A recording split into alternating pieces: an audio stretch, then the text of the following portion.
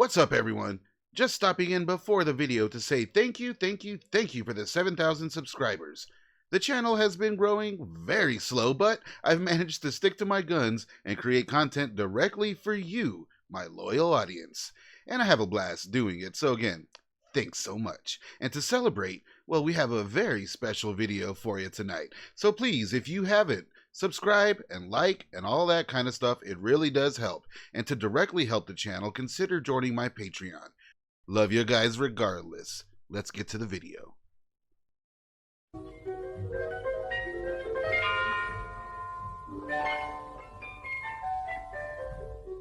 What's up, staunch gang? This video has been a long time coming. Let me tell you what. Thanks for everyone who's been asking about it this entire time. But hey, I'm here for you guys. We're gonna get it out of the way. This isn't necessarily part of like anything I normally do. This isn't like part of the new metal files or anything. This is just a little something I kind of wanted to take all in. Like, I've been waiting for events to unfold and whatnot before doing this project. And it originally was going to be part of my The Rise and Fall series. You know, I've covered such groups like Green Jello, Static X, and just the title itself, The Rise and Fall. Well, you get a lot of clicks based on that, but it also has some negative connotations that I don't know. While I think it's valid, you know, my negative feelings towards Static X and everything I said in that video, and all the hate I get for that one.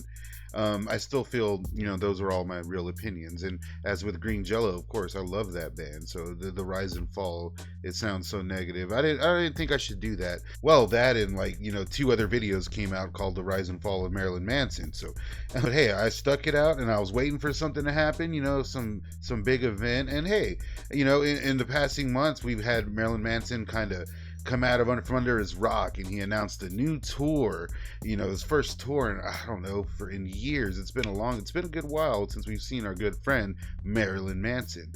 So it's like just being able to catch up on all this stuff, it got me thinking maybe the Rise and Fall wasn't the way to go, and maybe the new metal files wasn't the way to go either, although I do kind of want to look back and go back in time and kind of pick apart where exactly I feel that Marilyn Manson kind of dropped off, because I was a pretty big fan of these guys at one point. So we'll kind of go through their earlier albums and stuff and kind of see where the drama kind of all started and who he was pissing off along the way. And then whenever we get to where I think, you know, things kind of started to fall apart musically, we'll definitely catch up on all of the, you know, assorted dramas with Marilyn Manson, and you know what I'm talking about. And then finally, you know, all up to where the guy is now and what we could possibly expect from Marilyn Manson in 2024. Let me just say real quick though, before we get started, I was a fan of Marilyn Manson's music at one point. Like I said, I was a pretty big fan. Mainly when I was younger though, of course, you know. But I feel like most bands I was into around then, there was a clear kind of fall off, if you will, when it came to how I looked at the band. Sometimes the lines are a little blurry there, but with Marilyn Manson, I've always felt that I knew the exact moment when I mostly checked out. And as a result, his latter output is something I'm largely unfamiliar with. So with this video, I thought it would be kind of fun to take a look at Manson's career and music.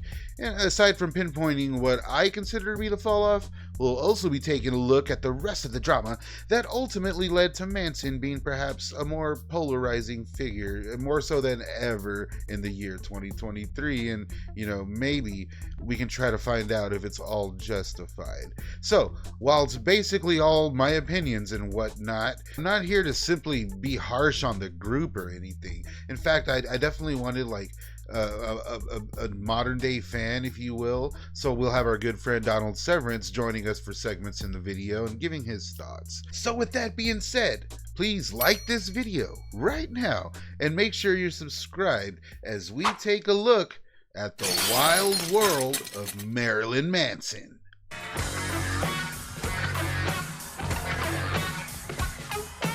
Marilyn Manson was born Brian Warner in January of 1969, and it would ironically be at his mother's church where he would discover rock and roll, largely because he was told to avoid the genre because, you know, evil and stuff. And upon relocating, he found small screen success in the classic TV series The Wonder Years, before finding his way to Florida Public College, studying journalism of all things. And by this time, his aspirations were pretty clear, and he started interviewing musicians when they came to town, eventually making connections with the likes of Trent Reznor and even the infamous Groovy Man. Manson decided to finally get a band going when he met the like-minded Scott Witesky, aka Daisy Berkowitz, and with the duo's love of movies and art, they took it to the next level and formed MARILYN Manson and the Spooky Kids in 1989.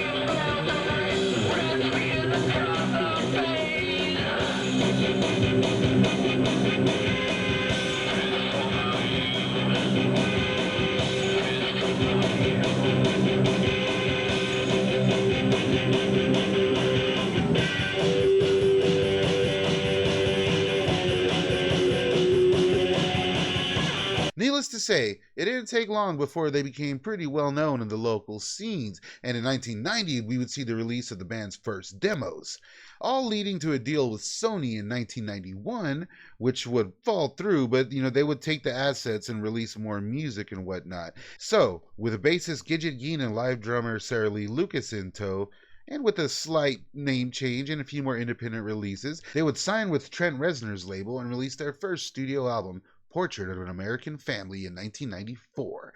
However, that would only come after the band's first recording session for their studio debut, titled The Manson Family Album, a really strange record when comparing to the band's official debut.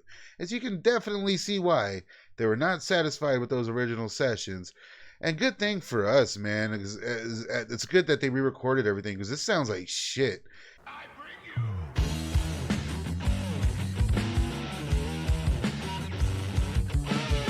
And this time, there was more input from the band and Trent Reznor himself, and they rented out the Sharon Tate residence or whatever at Salio Drive for inspiration. I bring you.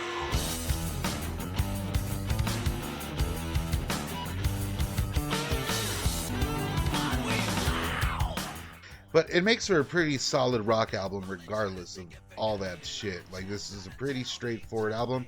It's just not really what we would expect from Manson, years later. Manson was hyper-focused, obviously. Having the discipline to re-record an entire album rather than be satisfied, that was the right move. As was firing longtime member Gidget Gein for his excessive drug use, apparently, and replacing him with his friend, Jordy White, aka Twiggy Ramirez. All the tracks would essentially be written by founding member Daisy Berkowitz, and the firing of Gidget Gein, being something Manson handled via his lawyer. Well, the two would reunite years later before Gein's overdose. Before his legacy, he is still credited with working on Marilyn Manson's debut album, even though they weren't really getting along at the time. And that album, of course, being Portrait of an American Family. My first introduction, though, to Marilyn Manson was Smells Like Children. It was definitely unique, different, and dark, and something that never been done before. And it appealed to me, and I feel like it only appealed to a certain audience. And if you didn't understand it, then you just never will. The band would see a lot of exposure on MTV and get some airplay as well. Every single seemed to be doing pretty good. Hell, they even had a Willy Wonka-inspired music video directed by the creators of the cult film Freaked. Check out my Freaked video next, why don't you? I fucking love that movie. And the guys would support the album with an opening stint on Nine Inch Nails' tour, followed by a headlining tour of their own, where Manson would get into some deep water fairly quick, and with the simulated stuff on stage, the sex acts or whatever. It basically, it landed him some hot water, landed him in some handcuffs, and not to mention that the tour would also be the last for longtime drummer Sarah Lee Lucas, who would be promptly replaced by Ginger Fish. A few EPs and compilations would follow before the band's next official release, but it was clear, that Manson was already on a path of destruction, to say the very least. Yet we would see the group really take on subtle yet major changes, and for quote-unquote shock rocker, Manson himself seemed to have a lot to say. The album that followed would be a full-on assault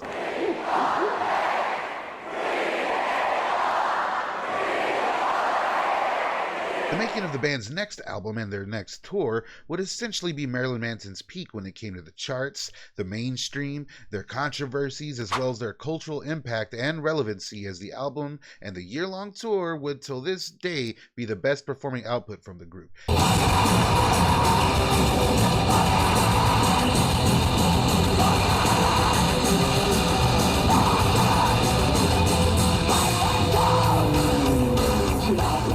And it would be with Antichrist Superstar that we got the version of Marilyn Manson that would go down in infamy and piss off parents all over America.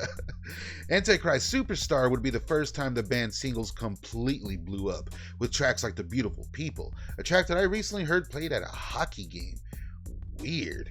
And this would be the era that introduced things like Nazi imagery, self-mutilation, wholesome stuff, and an overall narcissistic vibe that was just lingering on stage from there on out, in my opinion. Something that bled over from the Antichrist Superstar recording sessions, if you ask me, where the band would experiment with sleep deprivation and drugs in order to build this just chaotic environment. Something that Manson himself may have taken a little too seriously as far as, the recording sessions at Reznor's studio, because they would all basically just learn to really hate each other. Not resent. I'm talking full-on hate. And before the year-long tour, Daisy Berkowitz would quit the band, citing issues with Manson and Reznor, and even Reznor's relationship with the band would basically completely deteriorate. And the two would pretty much never work again after that. As, Reznor was in charge of producing the album with Skinny Puppy's Dave Ogilvy. And while the sessions may have been hell to get through, the antagonistic and dangerous vibe definitely came through, and the guys took the show on the road with the Dead to the World year-long riot. The Dead to the World tour would see the group have shows forcefully canceled, and many religious groups protest the tour nearly everywhere they went, something that kept Marilyn Manson in the press all year long. And hey, there is no bad press, right?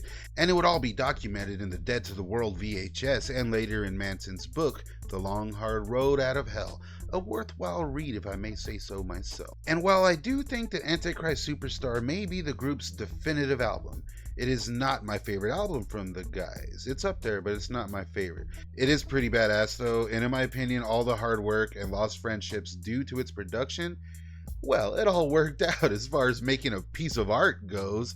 But it does seem clear that, well, Marilyn Manson was a hard guy to work with. I mean, at this point, he was basically the only old school member and was being sued by some former bandmates already. And even Trent Reznor, the guy who made Manson's ass, was totally done with him, like completely. So, I mean, looking back, this was a strange time for the group. Honestly, I mean, what does a band do next after releasing something like Antichrist Superstar? Well, in Marilyn Manson's case, you put out possibly the best album of your career.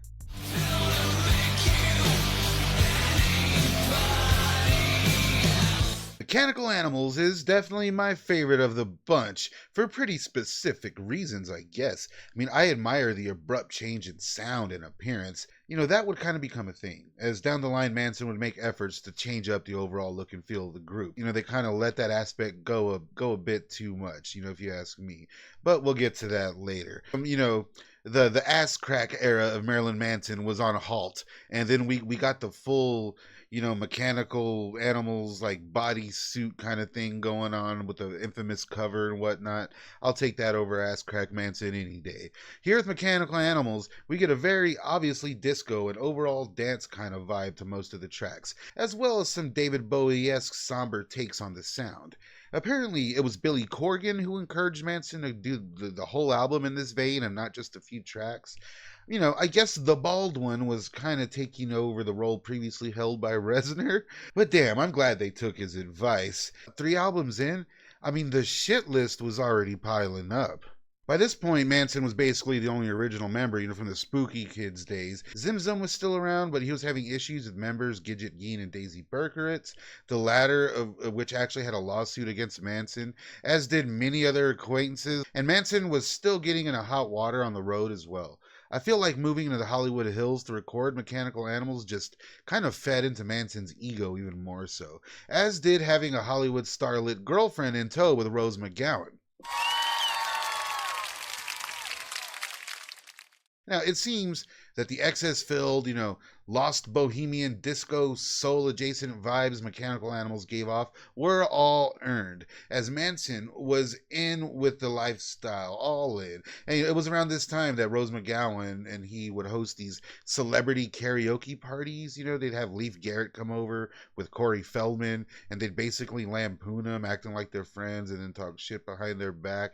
It all ended with a lot of bad blood. Check out my video about that debacle next, why don't you? I'll link it right up there. That revelation was something that came out with the release of Manson's book, The Long Hard Road Out of Hell, where a lot of sickening stuff was kind of, talked about if he were to be believed. But like, there's some pretty incriminating stuff in there, especially involving him and Trent Reznor allegedly, and like, a woman and stuff. But hey, we'll get to what Trent Reznor had to say about that a little bit later. Of all the beefs and feuds Manson took part in around this time, I mean, it couldn't hold a candle to the butting of heads and the clashing of egos that took place on the Beautiful Monsters tour. We have to split this thing 50-50, so every time that Brian wants a new light, he gets a new light. And every time he wants 9 more kabuki screens, he gets 9 more kabuki screens. And every time he wants a cannon, we have to pay for the cannon. And it's sort of out of control. It's like this raging production that we're paying for, and we have a little bit of glitter. I had to pay for her yoga teacher and her personal chef also. Basically, they were forced to co-headline a tour with Courtney Love's Hole. I mean, Courtney Love's band called Hole. Ooh. Obviously, these two didn't get along. Again, dude, the shade thrown on Love in Manson's book, it's hilarious. That book came out and pissed a lot of people off. There was just like a bunch of crap. It's all egos. Who are we kidding here? It's all egos. The two would take public shots at each other, even on stage on the tour. You know what I mean? But ultimately, Hole would drop off the tour, as nearly all the crowds there were there for Manson, and he was undeniably the larger act at the time. And in turn, on his side, you know what I mean, all the fans. So Hole was basically shit out of luck. But Manson was in a pretty bad place mentally, it seemed, but they went along with the tour anyways with Monster Magnet. The writing was on the wall, though, that Manson was pretty much checked out of this tour and wanted it to be over, something the universe obliged when the tour was canceled out of respect due to the Columbine massacre. So, with Mechanical Animals as a way to usher in a new sound and build a repertoire of the band's pretty much ever-changing dynamics, a style that saw them delve into never-before-heard mishmashes of sounds, that somehow wound up commercially viable. I don't know how the fuck that happened, but it did. People still seem to have it out for Manson, The days of being protested by churches, that seemed like amateur hour at this point. And what came next for the band could have been something insane if they were left to their own creative devices. Who knows? But as it goes, real-life events, again, would largely direct where the band would go next, being the Columbine Massacre. And their next album, Hollywood, well, that would be a straight-up reaction to all the madness.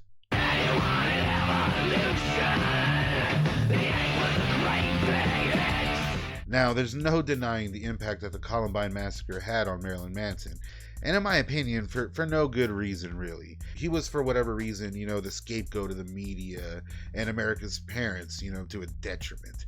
Along with other usual suspects like video games and movies, Manson was straight up the poster boy for everything wrong with America's spooky youth, pretty much. And kudos to Manson for not totally playing into their bullshit, as he canceled certain shows out of respect on his own, and overall had a well thought out response to the drama. And it seemed like he was getting more in like his goth phase again, but it was like medieval times type shit. It was around this time that I felt I got to know the guy a little bit, and it was at this time I completely absorbed myself in their new album, Hollywood. I was right at that age, I must have been like, I don't know, 14 or something, and I was a full-on fan of the guy at this point, thanks to Mechanical Animals. I felt like with Hollywood, Manson was talking to me directly for the first time. And I'm guessing it's no surprise, really, as Hollywood was the band's conclusion to their trilogy started with the Antichrist Superstar album, which was actually done in reverse, kind of making Hollywood the first part of the whole shebang, pretty weird thing. I was thinking maybe I'll do a video on that, his whole trilogy of albums there at some point. So it feels right that there was a conclusive feeling with the album's sounds and videos and tours and whatnot. Although I wouldn't see him live just yet. I sure wish I could have at this whole era. And the harder edge sound that they were returning with Hollywood, I mean, to me, it had the perfect mix of nihilism and anthem. And, you know, it also had the usual atmospheric filler takes that really rounded out albums that they did, you know, and making Hollywood definitely amongst my favorites as well. Also, I gotta say, I think Hollywood sports one of my favorite lineups from the band, you know, overall. And I feel that sonically, that really shows. But in so many ways, I feel this was the end of an era. The Columbine connections are everlasting when it comes to Manson, really giving it a time and feel to the group that, well, let's face it, was kind of larger than life at that point. Again, but Baron is ready for him.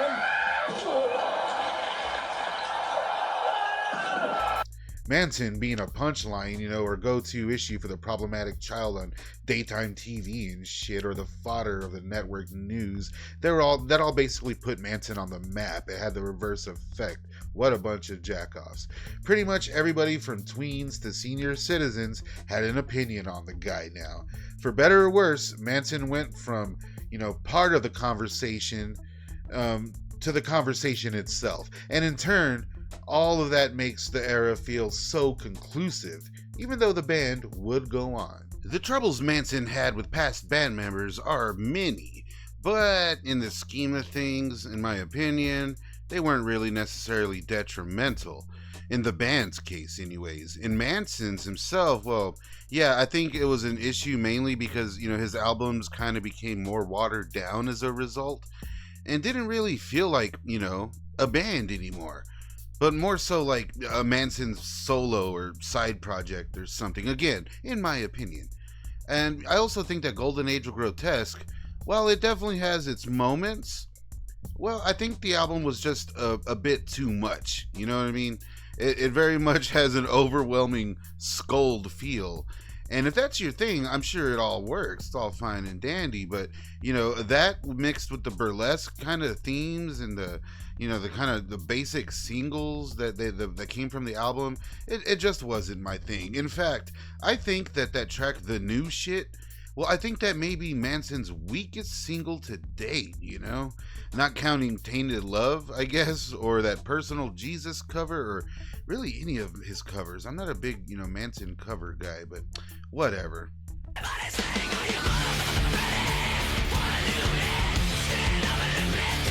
The follow-up to Golden Age of Grotesque, Eat Me, Drink Me, was actually pretty good, though. And, you know, it's a more stripped-down version of Manson, unlike anything we'd seen from the guy. And while it is, again, largely scoldish, you know, in its production and, you know, I guess kind of sound, whatever, it all still works. It has a real vintage kind of feel, and that comes across in the artwork and the production style and whatnot. It has kind of like a film noir kind of take on the vibe. And it was clearly something that was personal to Manson.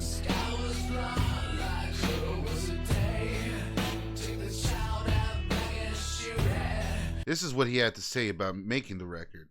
Manson stated, "This is the record I worked all my life to get to. You always have to transform or you can't continue as an artist. And this record has been the biggest transformation for me. It's better heard than described. On this record, I really wanted to sing, and that has to come from a naked emotional place. It's not a record about me crying or songs about my woes, but I think this record will probably speak to more people in different ways because of its total human element. If I had to do a record review, I'd say it's got a cannibal, consumption, obsessive, violent sex, romance angle, but with an upbeat swing to it. The album's title, Eat Me, Drink Me, was also inspired by that story several years back of the German man who put out an ad that he wanted to be eaten, and a man who actually ate him. Although I can't relate to the relationship those two had, I found the story very compelling in a romantic way. And you know, I guess he's right, because when you listen to this album, you can really tell, like straight up, that Manson had a more personal take on the tunes. And apparently he spent a lot of this album in the recording booth, just kind of lying on the floor, cupping the mic, and just kind of zoning out. And again, it all shows. So John 5 was gone now, so Scold kind of took over the duties. And, I'm always kind of shocked on how good it turned out, considering. Although the larger than life qualities from former albums weren't really present anymore. And, it makes sense. That's not something that's really sustainable, for being honest. But we did see the return of Twiggy for this one to help out, and which basically saw the exit of Scold, as apparently they don't like each other very much. I couldn't really find out why. If you guys know anything about that, let me know below. Seemingly, though, it budded from the Golden Age of Grotesque sessions. I don't know. Again, here we get a rather personal album, lyric-wise, from Manson, where he's basically speaking on his relationship issues, with some subpar singles, in my opinion. Again, not my thing. I mean, the guy rhymes Girls Gone Wild with suicide. What the fuck? But with the next album, Born Villain, we would get a sort of rebirth when it came to the more harder edge Manson from the past. And I dig a lot of this stuff, especially the Jodorowsky-esque, Shia LaBeouf directed music video for the title track, which is more of a short film. And for a return to the more heavy metal soundscapes, it's crazy how well this was received. This is a tale told by an idiot, full of sound and fury. That signifies nothing. Even garnering a Grammy nod. Gingerfish would leave the band, and Manson himself would take a larger hand in the composition and writing along with Twiggy, and again, it all shows. You gotta hand it to Manson for continuing to push the envelope in any way he was able, and I for one was glad to see the more theatrical vibes come back around, as well as having Johnny Depp on a track. That was sweet. Although, I'm sure there was a lot of things happening behind the scenes personally with Manson, it was nice to see that some of his music was still worthwhile.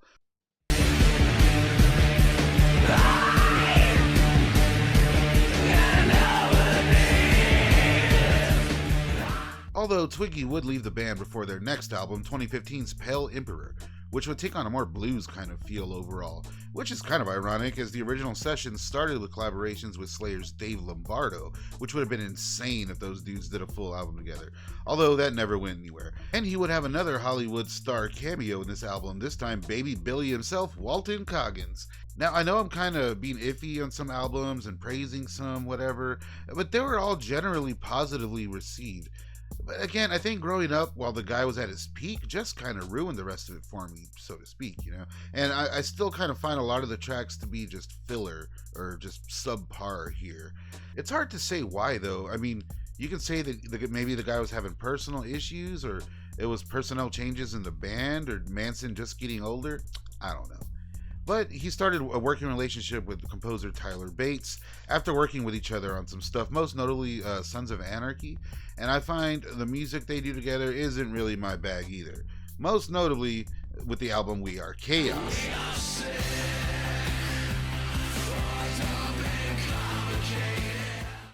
I don't know, man. What can I say? I like some of the David Bowie vibes, but really basically everything I liked about the guy's music is absent now. Although I'm sure he gained many new fans from this stuff. However, if they went out of their way to go to a live show, well, they might have been shocked, to say the least. Manson was always known for his elaborate stage shows, even in smaller cities or smaller stages. And, there was always a kind of spectacle, it seemed. Now, it's hard to say, man. Like, I've always considered Manson to be sort of a performance artist. And either those qualities completely disappeared, or maybe Manson is a performance art genius, because goddamn.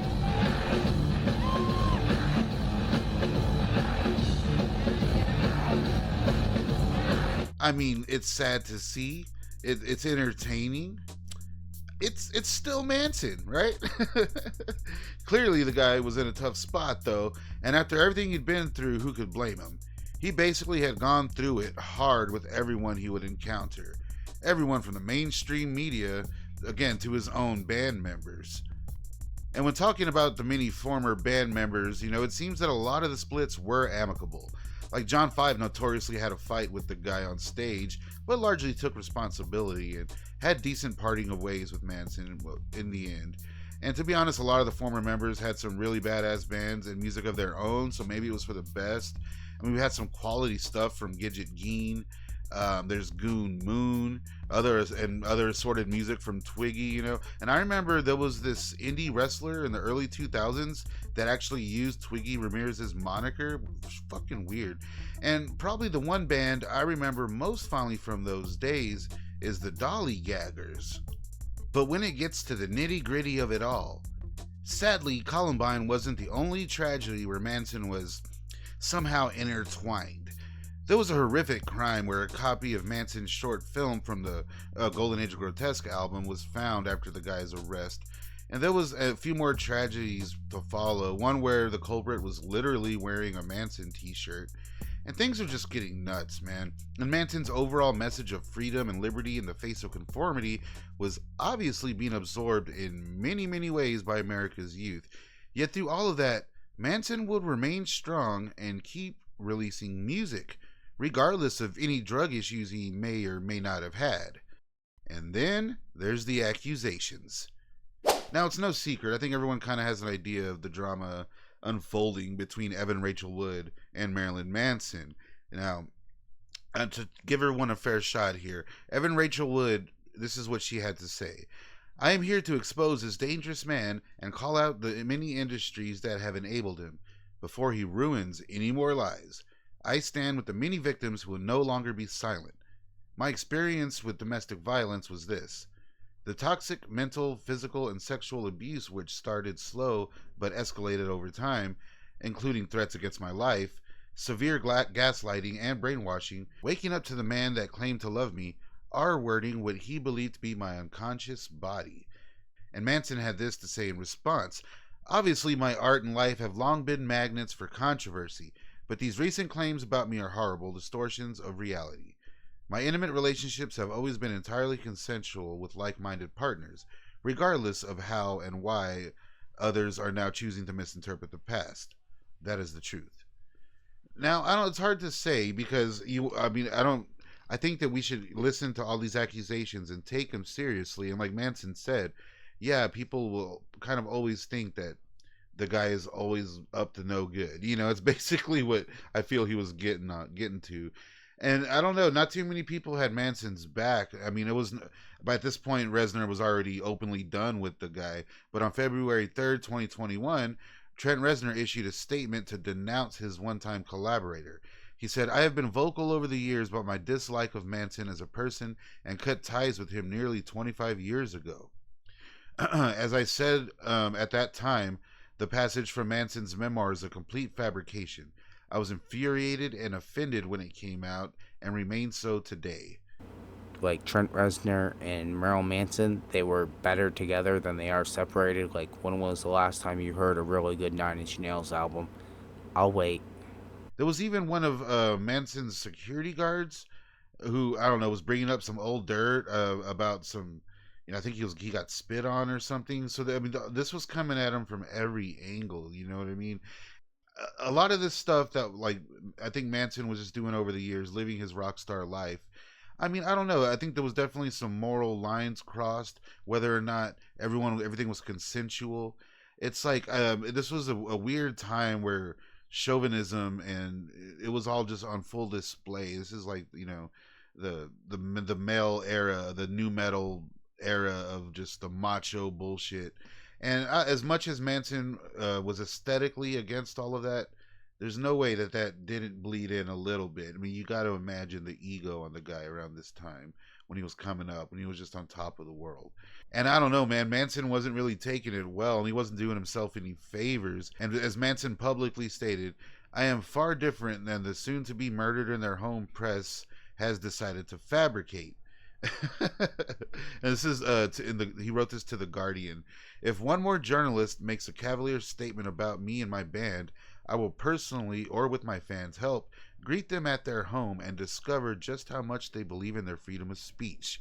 I mean, that's a pretty bad threat. It's a pretty gnarly threat, and he's wanting to get his fans involved. I mean, after we've kind of had a taste of what some of his most hardcore fans are capable of, it's pretty dangerous stuff, man. And after Evan Rachel Wood named Manson, we also had 4 more women come forward with allegations. Phoebe Bridgers herself actually stated she went to his house as a teenager and was disgusted by the derogatory name for Manson's sex room. The singer of Wolf Alice, well, she spoke of an ugly encounter where Manson was pretty much busted peeping. Esme Bianco from Game of Thrones said she was chased by Manson with an axe in his house, and she actually filed suit as Manson allegedly tried to halt her career and whatnot, something Evan Rachel Wood also claimed he tried to do with her. I mean, I remember these allegations coming out, and Manson being dropped from his label and whatnot, and I couldn't believe it, man. Not really, I guess. Marilyn Manson is Marilyn Manson, so yeah, it's not a far reach, as I said before, to think that he's into some weird shit, to say the least. I feel like as the rumors, like, believe what you want, but look what just happened to Johnny Depp, man. It can happen to anybody, and he's been around for years. You think these are the first people that's ever tried to say anything about him? Like, think about Columbine and shit like that. Like, there's always been people after Manson, no matter what. But that's just the way it is. I don't expect anything less, to be honest with you. I would just like this bullshit to get done and over with so he can continue putting out music so I can go see him on tour again before he croaks over and fucking but I don't know. I don't personally think that a lot of these allegations were sincere, not 100%. And that's when one of the accusers, Ashley Morgan Smithline, decided to speak up. She said, "I succumbed to pressure from Evan Rachel Wood and her associates to make accusations of R-word and assault against Mr. Warner that were not true." This is written in a sworn statement by Smithline herself. "Eventually, I started to believe what I was repeatedly told had happened to Evan Rachel Wood and others had also happened to me. Basically, they coerced her and they kind of put it in her head that some stuff happened to her when she was younger, and Ashley Morgan Smithline kind of was forced to join the bandwagon, and it all came out, man. It's insane." And in turn, Manson countersued for defamation, mainly considering the way he was kind of put out in her documentary Phoenix Rising. I haven't seen it, but I know that had a lot to do with it.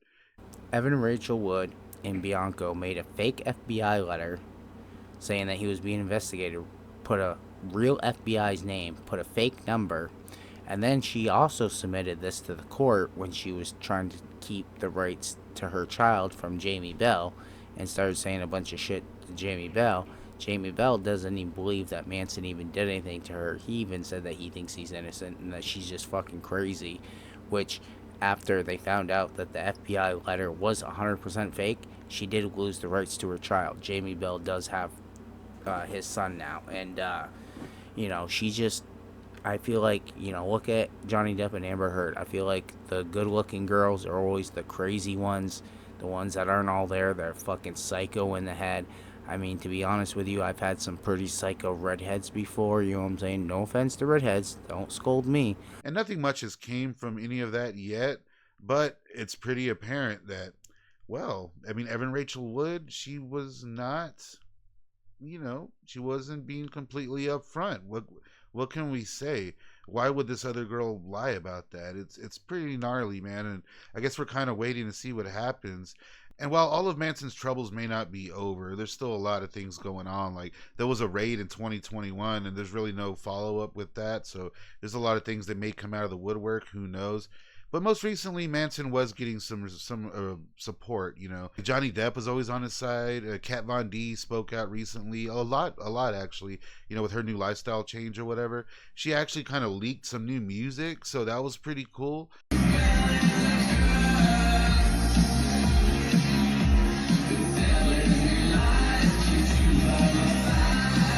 So Manson himself is kind of coming out little by little online with hints of stuff.